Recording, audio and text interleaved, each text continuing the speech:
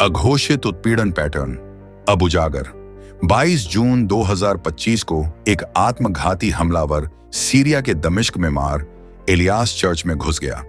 उसने निर्दोष उपासकों पर गोलियां चलाईं और फिर प्रवेश द्वार के पास खुद को विस्फोट से उड़ा लिया।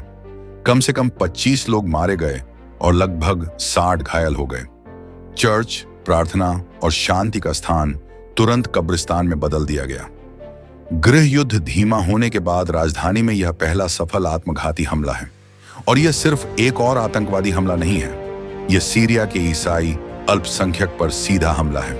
दुनिया के सबसे पुराने ईसाई समुदायों में से एक के बचे हुए अवशेषों को मिटाने के लिए एक जानबूझकर किया गया कार्य। यदि हम बारीकी से देखें तो यह एक वैश्विक पैटर्न है जो जहां भी युद्ध या अशांति होती है वहां खुद को दोहराता है। युद्ध कई लोगों के लिए एक पर्दा बन जाता है जिसका उपयोग कट्टरपंथी समूहों द्वारा पुराने हिसाब किताब चुकाने, ईसाई विरासत को मिटाने और पीढ़ियों से विश्वास में खड़े समुदायों को खत्म करने के लिए किया जाता है।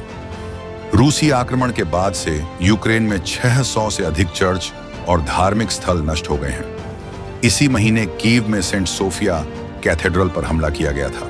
म्यांमार में 2021 के बाद से झुंटा द्वारा 100 से अधिक चर्चों पर बमबारी की गई है। सूडान में पिछले दिसंबर में एक हवाई हमले ने खार्तूम उत्तर में एक बैप्टिस्ट चर्च को नष्ट कर दिया था।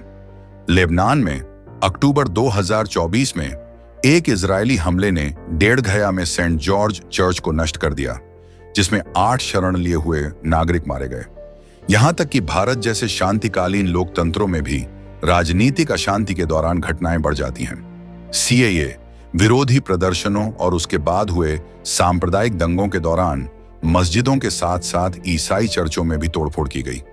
पाकिस्तान, अफगानिस्तान, मिस्र और लीबिया में बम, आगजनी और भीड़ ने सदियों पुराने चर्चों को मलबे में बदल दिया है। पैटर्न स्पष्ट है, जहां भी युद्ध होता है क्रॉस एक लक्ष्य बन जाता है। और यह रणनीति नई नहीं है। आधुनिक पहनावे में यह प्राचीन घृणा है। उन क्षेत्रों में जहां ईसाई अल्पसंख्यक हैं, कानून और व्यवस्था ध्वस्त होने पर वे सबसे अधिक असुरक्षित होते हैं। अराजकता से उत्साहित धार्मिक कट्टरपंथी युद्ध का इस्तेमाल सेनाओं से लड़ने के लिए नहीं, बल्कि समुदायों को मिटाने के लिए करते हैं। उनका दुश्मन राज्य नहीं है, यह सुसमाचार की उपस्थिति है। आज सीरिया में ईसाइयों की संख्या 4 लाख से भी कम है, जो युद्ध से पहले 15 लाख से बहुत कम है। मार एलियास चर्च आज भले ही रक्त रंजित हो, लेकिन इसे चुप नहीं कराया गया है, क्योंकि ईसाई इतिहास जीवित रहने का नहीं है, यह पुनरुत्थान में से एक है। यह सिर्फ सीरिया की कहानी नहीं है, यह आग के नीचे वैश्विक चर्च की कहानी है। दुनिया को ध्यान देने दें। आप इमारत पर बमबारी कर सकते हैं, लेकिन आप चर्च को नहीं मार सकते। प्रभु, भले ही चर्च गिर जाए, लेकिन आप में निहित विश्वास कभी विफल नहीं होगा। अपने लोगों की रक्षा करें, हर सताए गए विश्वासी को मजबूत करें। दुनिया को याद रखना चाहिए कि आपका चर्च कभी नष्ट नहीं हो सकता। आमीन।